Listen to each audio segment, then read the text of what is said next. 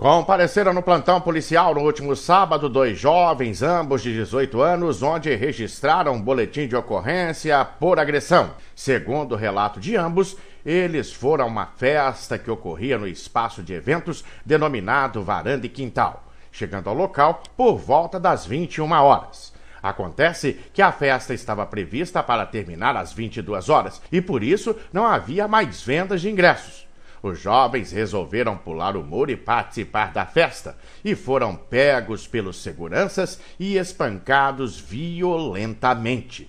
Um dos jovens, durante a agressão, perdeu a carteira contendo documentos pessoais e o celular Moto G. Eleições 2016. Voto é obrigatório no Brasil, mas há exceções. Eu sou Caterine Zótima Bulhões da Soufa, eu tenho 17 anos e eu não sou obrigada a votar. Eu sou Marilda de Almeida Santos, tenho 74 anos, eu não sou obrigada a votar. Mas se no Brasil o voto é obrigatório, por que Dona Marilda e Caterine não têm obrigação de votar? Calma, eu vou te explicar direitinho por que isso acontece. Conforme estabelecido na Constituição Federal de 1934, no Brasil o voto é obrigatório para os cidadãos maiores de 18 anos. A obrigatoriedade da participação do eleitor também foi confirmada no artigo 14 da Constituição Federal de 1988. Mas para alguns brasileiros o voto é facultativo, como é o caso dos analfabetos, dos jovens de 16 e 17 anos e dos idosos acima de 70 anos. Entendeu agora por que Dona Marilda e a jovem Caterine não têm a obrigação de votar? Nas eleições gerais de 2014, das quase 143 milhões de pessoas que foram às urnas, 12 milhões não estavam obrigadas a votar. Cidadãos que, assim como Dona Marilda e Caterine, não pretendem abrir mão do direito de escolher seus representantes. Mesmo sendo apenas um voto, eu acho que todo mundo tem a importância de estar lá na hora e poder escolher, entender as propostas que são apresentadas e poder participar disso. Eu acho que é a melhor parte. A gente está mais inserido na mídia, na sociedade, a gente está em uma visão totalmente diferente das pessoas que são um pouco mais velhas. Então, quem sabe a gente consegue olhar com outros olhos o futuro do Brasil. Eu gosto de votar, gosto muito de votar.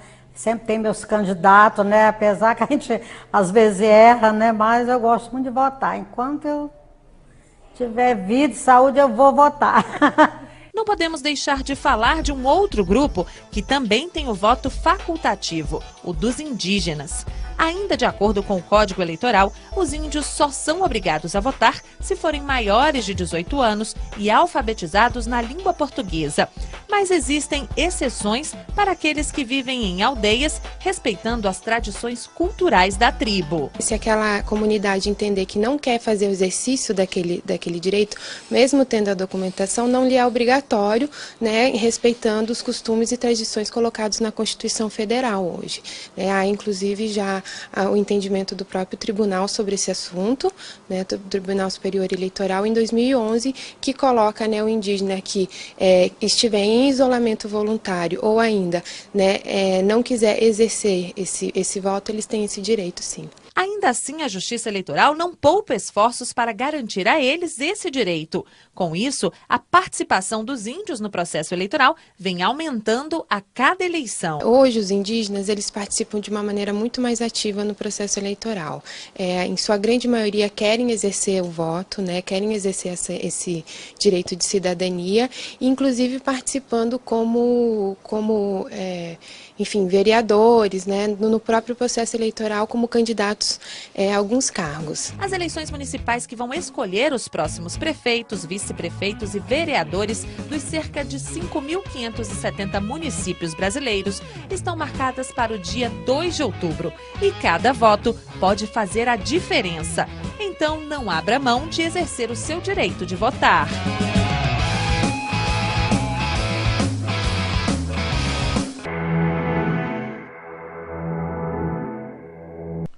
Final de semana com mais um homicídio registrado na zona sul da cidade. Foi mais um homicídio e este fato ocorreu ali na rua Aleli Antunes de Paula, 1938, no Jardim Aeroporto 3. Segundo as informações colhidas no local, o senhor Luiz Carlos Diamantino, 54 anos, ele morava neste endereço, na rua Alele Antunes de Paula. Ele morava ali com a sua esposa, ele é um senhor casado e com todos os outros familiares. No mesmo terreno, porém em casas separadas, morava também Vilton Oliveira Sena, de 44 anos. Segundo o que a polícia levantou ali, o senhor Luiz Carlos Diamantino, de 54 anos, apesar de ser casado, ele mantinha um relacionamento homoafetivo com o Vilton Oliveira Sena, de 44 anos. Na noite deste sábado, ambos chegaram até sair junto, ir num barzinho ali nas proximidades.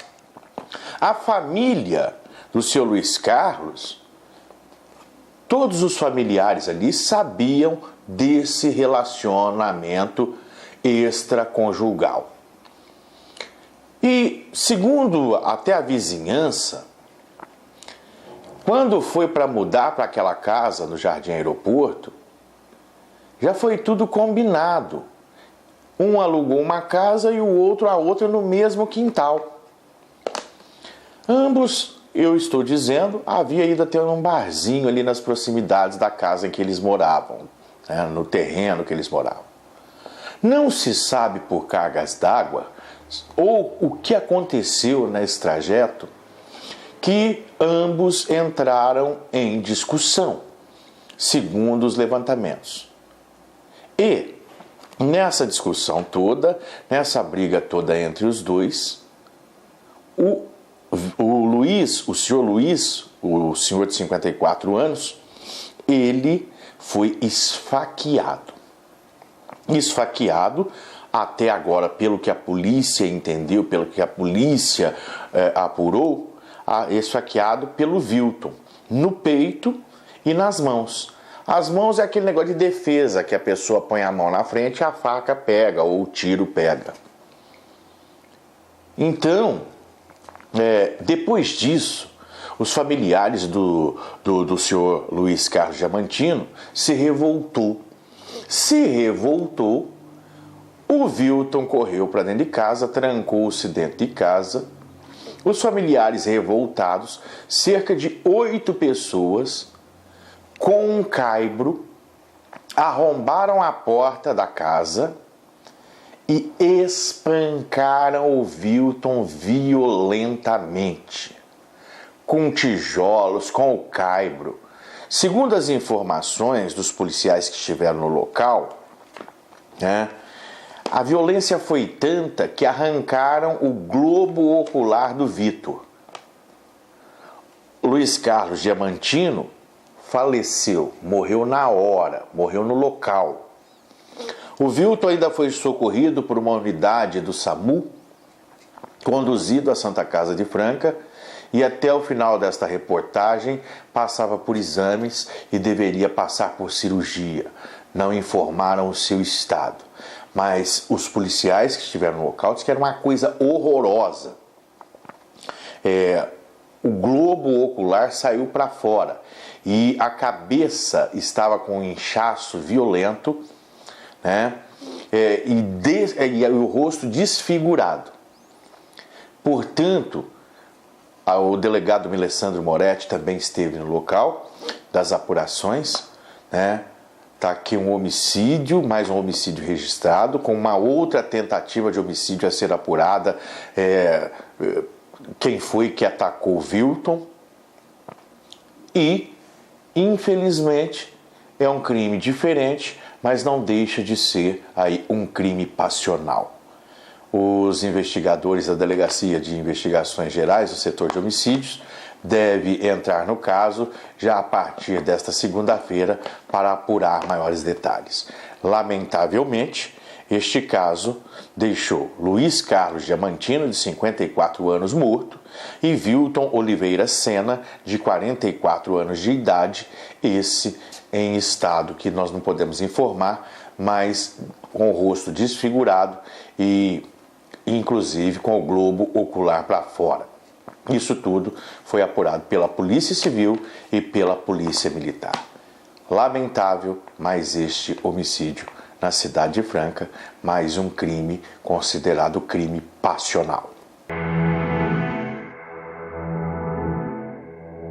E sem perder tempo, vamos à previsão do tempo para a região sudeste. Nesta segunda-feira, uma frente fria avança pelo litoral do Rio de Janeiro e espalha áreas de instabilidade sobre grande parte do sudeste. No Espírito Santo, com a aproximação da frente fria, acontecem rajadas de vento de moderada intensidade e faz muito calor. Ainda não chove entre Vitória e o norte de Minas Gerais. Belo Horizonte e o norte do Rio de Janeiro terão pancadas rápidas de chuva a partir da tarde. O tempo fica instável do Grande Rio ao Triângulo Mineiro, com chuva a qualquer hora. São Paulo terá predomínio de céu nublado, chuva e queda de temperatura. A mínima prevista de 22 graus em Belo Horizonte, 23 no Rio de Janeiro. Máximas de 35 graus em Vitória e apenas 26 em São Paulo.